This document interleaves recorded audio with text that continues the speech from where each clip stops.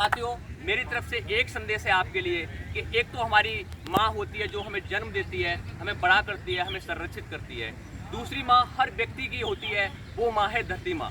जिसने आपको जन्म दिया उसका तो आप कर्ज चुका सकते हो, परंतु जो धरती माँ आपको पाल रही है, जो आपको जल, वायु और पेट भरने के लिए भोजन प्रदान कर रही है, उसका आप कर्ज कभी भी नहीं चुका सकते। क्योंकि जिस धरती पर पहला कदम रखते ही आप पैदा होते हो, जल, वायु और सांस ये सब लेना प्रारंभ कर देते हो और मरते हो उस समय अंतिम सांस तक भी जल, वायु और भोजन इससे लेते ही रहते हो।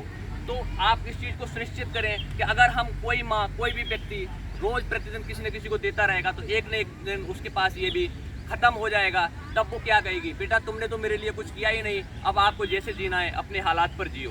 तो मेरा आपसे यही आग्रह है कि हम इस माँ के लिए क्या कर सकते हैं। सिर्फ आपको कुछ नहीं करना है, सिर्फ वृक्षारोपण करना है। वृक्ष आप लगाओगे, पेट भरने के लिए पोषण अपने आप मिलेगा। वृक्ष ऑक्सीजन अपने आप प्रोड्यूस करते हैं जिससे आपको सांसें मिलेंगी, और वन जो होते हैं ये वर्षा को आकर्षित करते हैं, तो पीने के लिए आपको पानी भी हमेशा मिलता रहेगा। और हमें चाहिए ही क्या, यही 3 मूल तत्व चाहिए जीवन को जीने के लिए। तो आप लोगों से यही आग्रह है कि इस धरती माँ को बचाएं और इस पेड़ पौधे ज़्यादा से ज़्यादा लगाएं।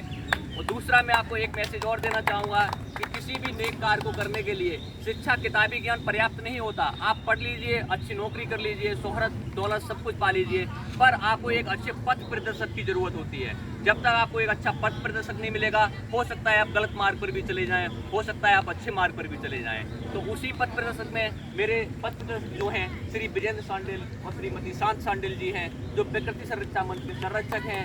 इनके लिए एक बार तालियां बजाएं।